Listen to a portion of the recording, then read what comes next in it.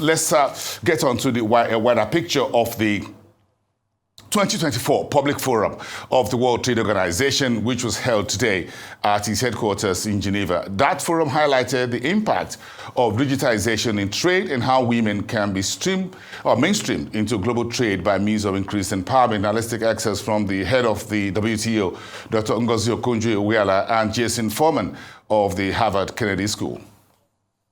Though, as this public forum's theme makes clear, today's challenges also present important opportunities to use trade to improve people's lives and livelihoods. The shocks of the past 5 years, above all the COVID-19 pandemic, the war in Ukraine, and now problems springing from conflict and climate change, have left a complicated legacy for global trade.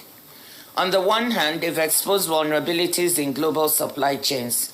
Disruptions and delays led to product shortages and price spikes.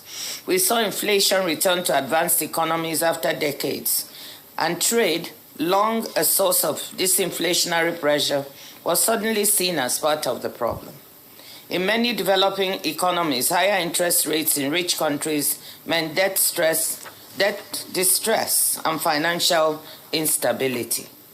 On the other hand, we've also seen remarkable resilience in trade, and together with it, resilience in the wider global economy.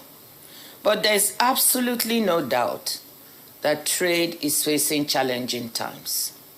And we look forward to hearing how can trade pull itself, continue to pull the global economy along, continue to make a difference in people's lives, continue to be a source of solutions for today's global challenges. There are people in this room that have forgotten more three-letter acronyms for trade than I'll ever know. I'm not a lawyer. I'm not a nerd about the very specific things in trade. But what's always motivated me is the very biggest questions. What you can do to raise living standards, what you can do to reduce poverty, what you can do to address the challenge of climate change, what you can do to extend people's lives. And for all of these, trade in specific and globalization more generally is absolutely essential, both to understanding the trajectory of the global economy and to trying to change that trajectory for the better going forward. I first started learning economics at university in the late 1980s. At that point in time, if you were from what then was usually called the Third World, now developing and emerging economies or the Global South, you were sitting there looking at a world in which a certain amount of economic theory said that there should be convergence among countries, where poorer countries grow faster than richer countries, but that theory wasn't working in practice. That global inequality was growing, the rich countries were growing faster than the poor countries and getting further apart from them. And you might be tempted by that observation to subscribe to theories like dependencia in Latin America, that rich countries were getting rich at the expense of poor countries, that trade was zero-sum, and that to reverse this global inequality, you somehow needed to separate yourself from the rest of the world. If you were sitting in the United States when I first started learning economics, you were 20 years into a dramatic productivity slowdown, a dramatic reduction in the growth of living standards, an increase in inequality. And you were also looking at other countries, in our case at the time Japan, worried that somehow they were getting rich at your expense and taking advantage of you since globalization. That was 35 years ago. Now, after a quarter century of hyperglobalization, we have the poor countries growing faster than the rich countries. That's happened on a sustained basis for about 30 years now.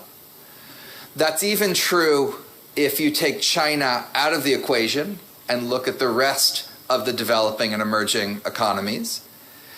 And you have that because growth has increased in those countries, not because per capita growth rates have slowed in the rich countries. In fact, if anything, relative to when I first started learning economics, productivity growth has picked up, especially in the frontier economy of the United States.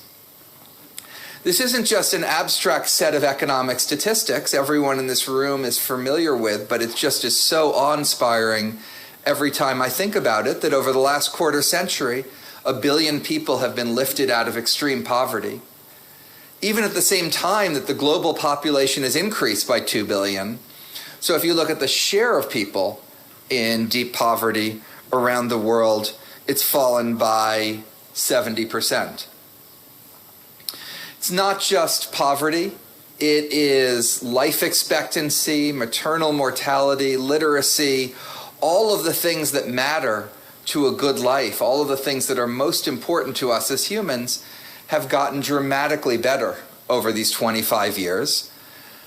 Part of the improvement has been a direct function of the increase in efficiency, the increase in output per person, because things like poverty, life expectancy, maternal mortality, all of those are very much a function of income.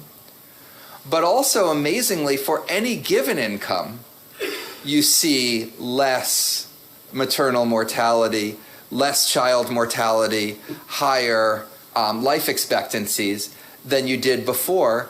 So we've also gotten more efficient at translating GDP into the things that matter for people. There's a old saying that defeat is an orphan, but victory has many parents. And that's certainly true here. There's many things you could point to, and you could debate the relative magnitude of the causes of this enormous success of the last quarter century, the likes of which have never been seen in the course of human history from the perspective of the economy of living standards. One is better macroeconomic policies, more countries doing a better job at things like reducing their budget deficits, accumulating reserves, not having unsustainable exchange rate policies. Market-oriented reforms, most impressively in China, also in India and many other countries around the world, have played a role. But it's not an accident that this global convergence, this global poverty reduction, this historic change has happened at a time of enormous globalization. Globalization in trade and goods and services, globalization in capital flows and including foreign direct investment, globalization in ideas, people attending university, bringing ideas back, globalization in the movements of people.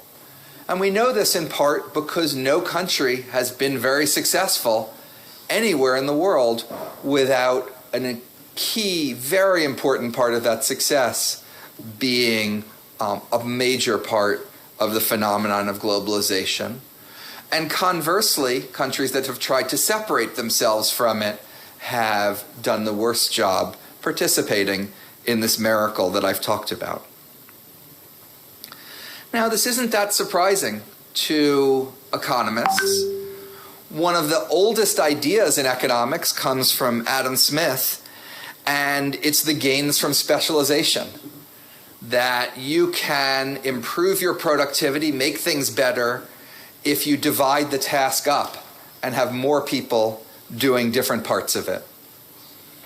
Almost as old an idea is David Ricardo and comparative advantage.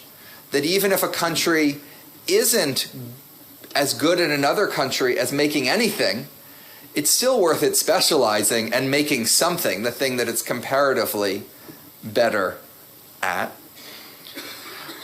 Over the centuries, economists have only added to their understanding of the benefits of trade. The new trade theory emphasizing the returns to scale and specialization, that even two countries with similar endowments and similar skills still may want to trade.